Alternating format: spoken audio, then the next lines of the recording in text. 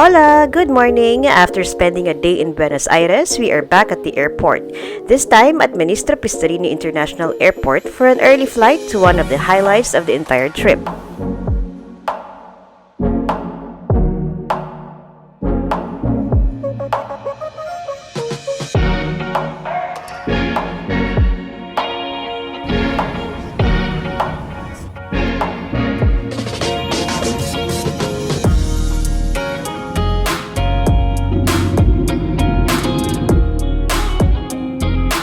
After almost a couple of hours flight from Buenos Aires, we have landed at Aeropuerto Internacional de Puerto Iguazu.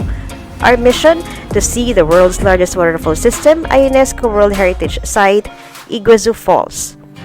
The falls is being shared by two countries, Argentina and Brazil. We'll be staying in the Argentine side, but we'll be exploring both national parks. The Iguazu National Park in Argentina is in the northwest region of the province of Misiones, 17 kilometers from the city of Puerto Iguazu.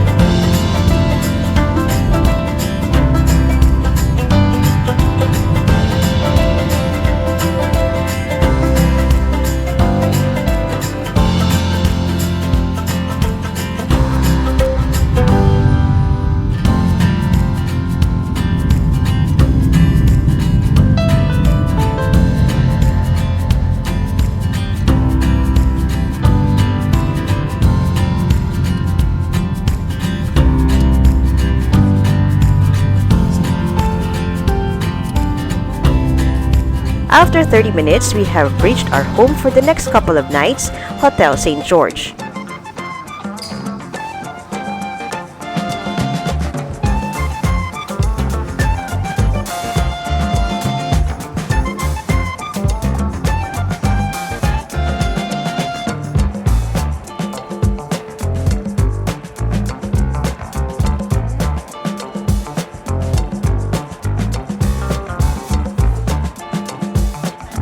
It was still too early for check-in, so we left our bags and we decided to explore the area.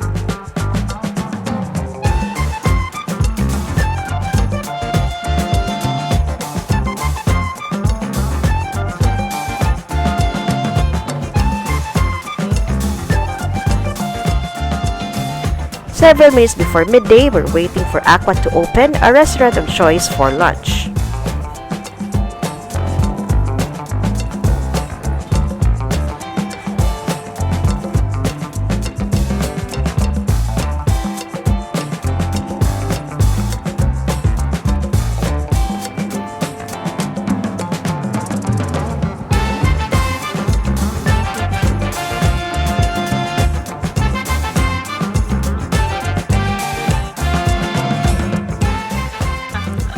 By 1:30, we're back at the hotel.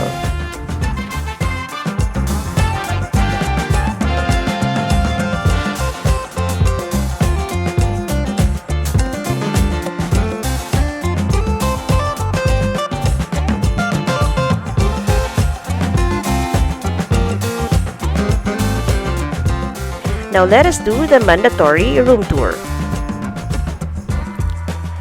During lunchtime, we decided to rest for the second half of the day.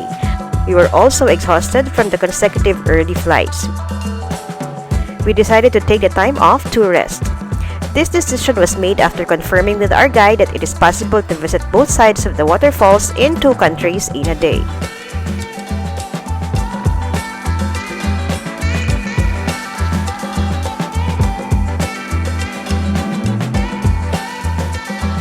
Good morning, you woke up early and first order of business, buffet breakfast.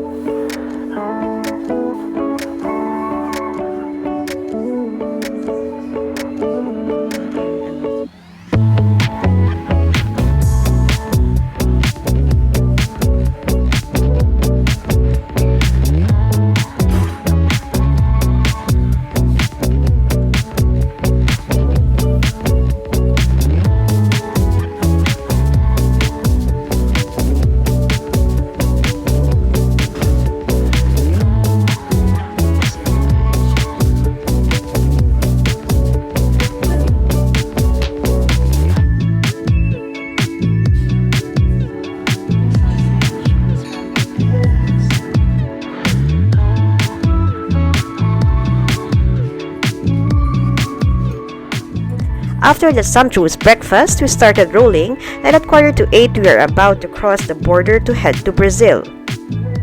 The plan for today is to visit Iguazu Falls from both countries. Why did we opt to do the Brazil side first, even though it opens an hour later than the Argentine side? The reason, we wanted to do the boat ride activity that would bring us close to the falls, which is only available in the Argentine side. The activity will most likely drench us, so we decided to do it in the afternoon. Was it the right call? You'll find out in the next video. We are now crossing Tancredo Nieves International Bridge, the bridge that connects Puerto Iguazu of Argentina and Foz do Iguaçu of Brazil.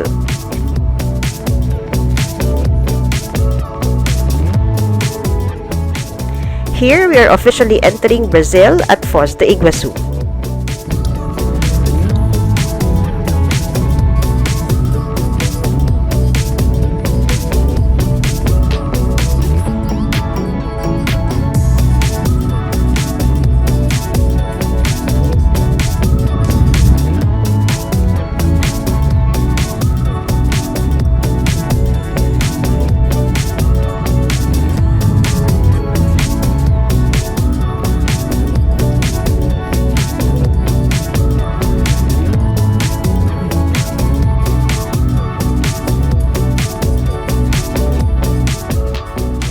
'Now we are officially at Parque Nacional do Iguazu. The park opens at 9 a.m. and closes at 6 p.m. Fast facts about the Iguazu National Park on the Brazil side: it was created in January 10, 1939. In 1986, it received the title Natural World Heritage Site from Unesco. Three main factors considered were: first, its exceptional natural beauty; second, it being a biodiversity hotspot; and third, its ecological importance. In 2011, the Iguazu Falls located within the Conservation Unit received the title Natural World Wonder.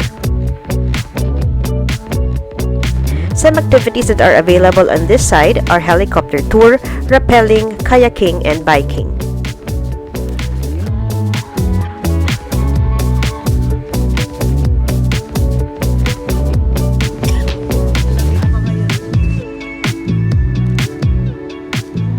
At 9 a.m. sharp, we boarded the bus that would bring us to the start of the Falls Trail. A conservação da natureza é dever de todos. Não alimente os animais. Não fume no interior do parque. Trail of the Iguazu Falls, which is approximately 1.5 kilometers.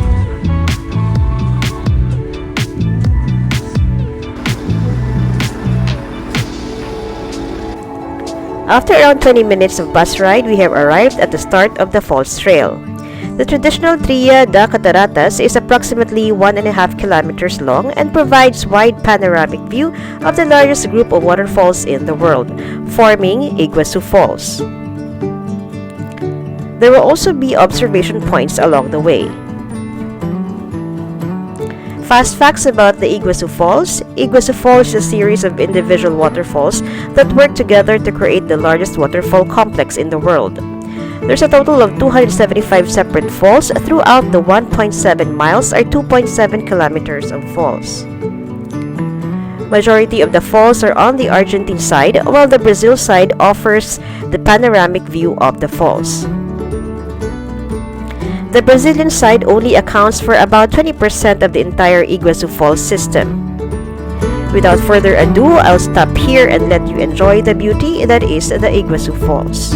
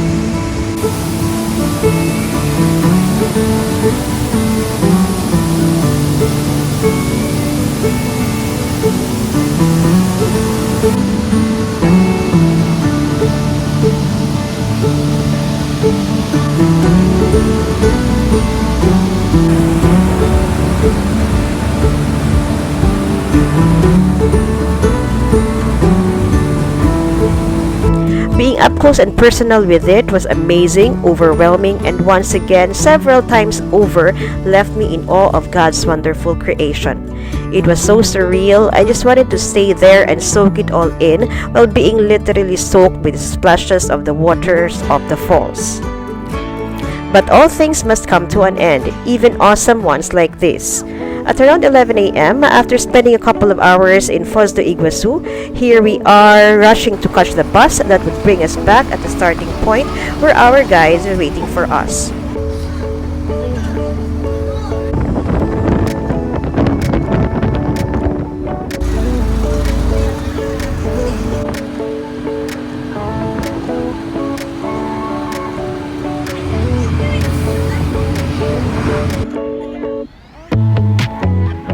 The day ain't over yet, and we are not done exploring the beautiful Iguazu Falls.